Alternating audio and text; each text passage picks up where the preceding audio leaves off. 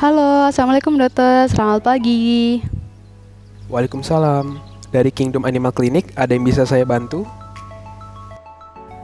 Dokter, saya ingin konsultasi. Ini kucing saya akhir-akhir ini tidak mau makan dok, sering mengeong dan pas saya lihat gusinya kok warnanya kuning ya dok. Saya harus bagaimana ya dok? Oh, baik. Sebelumnya, ini dengan ibu siapa ya?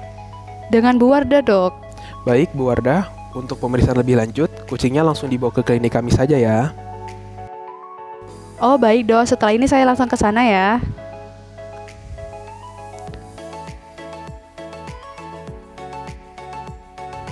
Permisi dokter. Iya, dengan Bu Wardah ya. Silakan duduk, Bu. Saya lihat dulu ya kondisi kucingnya. Ini nama kucingnya siapa ya, Bu? Namanya Odi dokter. Oh, betina ya, Bu. Di rumah punya beberapa kucing, Bu. Cuma punya dua dok, satunya jantan, namanya Oying. Oh iya, Bu. Jadi sebelumnya salah satu cara yang bisa kita lakukan untuk mengetahui bila adanya gangguan kesehatan yaitu dengan melakukan pemeriksaan umum dan pemeriksaan darah pada Odi. Saya periksa dulu ya, Bu. Iya dokter, silahkan. Baik, pertama-tama saya akan menimbang dulu berat badan Odi. Berat badannya sekitar 3,5 kg ya, Bu. Lalu saya akan memeriksa suhu tubuh Odi melalui anal. Suhunya ini cukup tinggi ya, Bu, sekitar 39,8 derajat Celcius. Karena normalnya pada kucing itu sekitar 37,5 sampai 39 derajat. Selanjutnya saya akan melihat refleks mata menggunakan cahaya.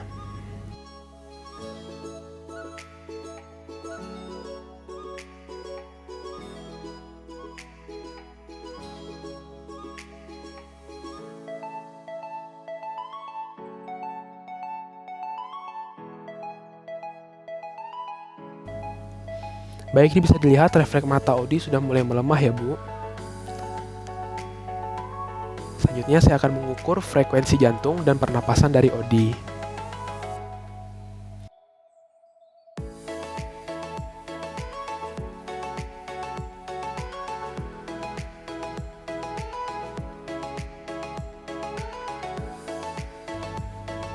Untuk frekuensi jantungnya sekitar 220 kali per menit dan frekuensi pernapasannya 28 kali per menit.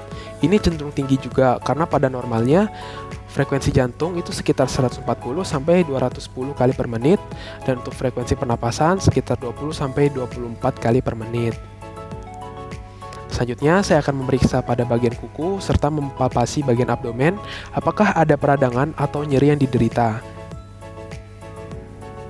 Baik, Bu, ini bisa dilihat Odi seperti merasakan rasa sakit pada bagian abdomennya dan bisa dirasakan juga pada bagian toraks atau dada terasa adanya perbesaran pada hati atau biasa disebut hepatomegali dan bisa dilihat juga pada kaki bagian belakang sebelah kanan ini ada edema. Baiklah, saya akan melakukan pemeriksaan terakhir yaitu pemeriksaan pada rambut, mukosa dan integumen pada Odi. Jadi di sini bisa dilihat, Bu, pada bagian kulit Odi ini ada caplaknya, nih, Bu. Dan secara makros juga pada bagian mukosa serta integumen pada Odi ini terlihat menguning ya, Bu. Kondisi ini kurang normal karena seharusnya berwarna cerah, cenderung seperti merah muda. Lalu Odi ini sakit apa ya dok? Apakah bisa disembuhkan? Baik, Bu, jadi pasti Odi bisa disembuhkan. Dan setelah saya melakukan pemeriksaan, kemungkinan besar Odi ini terkena penyakit ichthyorhis dengan pathognomonic sign adanya perubahan warna pada sklera mata atau membran mukosa jaringan tubuh lainnya yang berubah menjadi warna kuning. Dan hal itu merupakan manifestasi klinis dari hiperbilirubinemia atau peningkatan kadar bilirubin dalam sirkulasi darah oleh berbagai sebab. Gejala ichthyorhis ini dapat menjadi salah satu indikator adanya gangguan dan penurunan fungsi organ tubuh, terutama pada hati dan sistem empedu. Kelainan tersebut dapat meluas ke berbagai organ dan dapat menyebabkan gangguan pada organ lainnya. Lalu untuk pengobatannya bagaimana dok? Jadi, untuk pengobatannya, sebelum itu kita harus menentukan dulu dan mencari tahu dengan pasti ichthyorhis jenis apa yang menyerang Odi. Karena ada 3 jenis ichthyorhis, diantaranya yaitu ichthyorhis prehepatik, ichthyorhis hepatik, dan juga ichthyorhis poshepatik. Maka dari itu perlu dilakukan uji lab terlebih dahulu dengan menggunakan sampel darah ODI yang diambil melalui vena sepalika anterbrachii anterior atau pada pembuluh darah di kaki depannya. Apakah Ibu berkenan untuk prosedur tersebut? Baik dokter, saya berkenan. Baik Bu, mohon tunggu sebentar ya.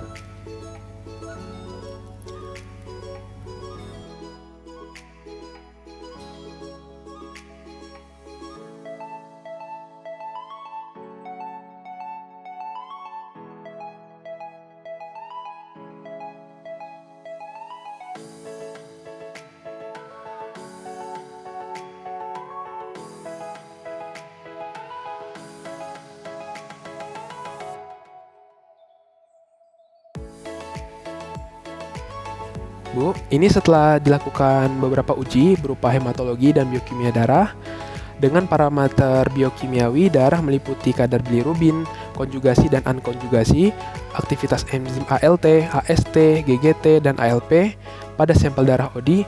ODI ini terdiagnosa mengidap kombinasi dari 3 jenis ikterus, yaitu prehepatik, hepatik, dan poshepatik.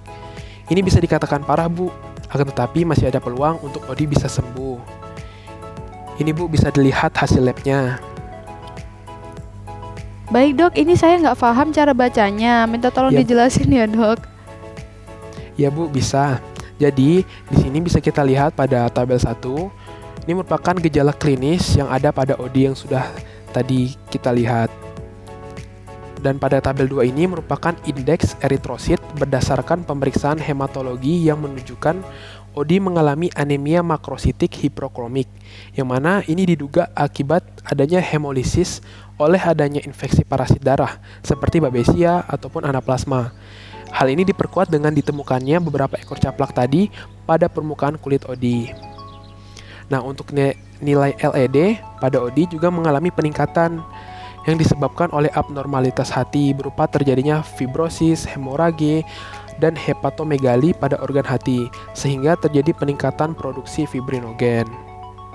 Dan pada tabel 2 ini menjadi parameter trombosit terjadinya penurunan atau trombositopenia yang dapat mengakibatkan kebocoran plasma yang ditandai dengan adanya asites, edema, evosipleura, dan hipoproteinemia. Odema yang tadi terlihat pada kaki belakang sebelah kanan ODI diduga merupakan respon dari adanya trombositopenia dan hipoproteinemia. Hasil profil leukosit pada ODI ini menunjukkan adanya leukositosis dengan neutropenia dan limfositosis. Nah, di sini bisa dilihat Bu pada tabel 3, ini juga merupakan hasil pemeriksaan biokimiawi darah yang menunjukkan adanya perubahan pada parameter kadar albumin, total bilirubin, dan aktivitas enzim dari AST, ALT, dan ALP. Kadar total bilirubin ODI ini mengalami peningkatan dengan kadar bilirubin unkonjugasi lebih tinggi dibandingkan dengan bilirubin konjugasi. Kadar albumin ODI juga ini rendah yang dapat menyebabkan adanya kerusakan oleh organ hati. Jadi setelah kita lihat, ini jenis ikterus pada ODI berdasarkan perubahan parameter kadar bilirubin, albumin, dan aktivitas enzim ALT dan AST diduga mengidap penyakit ikterus prehepatik dan hepatik. Tapi di sini juga ada peningkatan aktivitas enzim ALP dan aktivitas GGT yang tinggi, yang mana ini terjadi karena adanya penyumbatan saluran empedu intrahepatik, dan hal itu tersebut merupakan salah satu penyebab yang mengakibatkan ikterus poshepatik. Jadi ikterus yang menyerang ODI berdasarkan hasil pemeriksaan darah yaitu ikterus prehepatik, hepatik, dan juga poshepatik, atau bisa kita katakan dari 3 ikterus. Baik dok, agak berat ya dok untuk memahaminya. Iya Bu, maaf, memang sedikit rumit untuk orang awam, tetapi kurang lebihnya atau secara singkatnya seperti itu. Lalu obatnya bagaimana dok? Jadi pada kasus ODI ini akan saya berikan terapi diantaranya yaitu ada pemberian infus ringer laktat, antibiotik dari Pirimadex Forte yang mana isinya tuh ada trimetropi dan juga sulfametroxazole. Lalu saya akan berikan juga antiinflamasi yaitu metilprednisolon dan suplemen berupa Coatex Vet Plus yang mana isinya tuh adalah omega 3. Maka dari itu, Odi sepertinya harus diopnam 2 malam di sini dulu Bu, agar pertolongan dan terapi kami maksimal. Setelah itu, Odi bisa pulang dengan beberapa obat jalan yang saya sebutkan tadi. Diberikan secara oral atau lewat mulut selama 5 hari berturut-turut 2 kali sehari ya Bu. Setelah itu, Odi bisa kontrol lagi ke Kingdom Animal Clinic untuk melihat perkembangannya. Baik dokter, bisa saya pahami. Terima kasih ya dok atas penjelasannya. Saya titip Odi ya dok untuk 2 hari ke depan. Sama-sama, untuk perkembangan Odi akan saya kabari melalui WA ya Bu. Baik dokter, terima kasih. Saya pamit dulu ya. Iya Bu, sama-sama, hati-hati di jalan. Terima kasih sudah menonton video ini. Kurang lebihnya saya mohon maaf. Wassalamualaikum warahmatullahi wabarakatuh.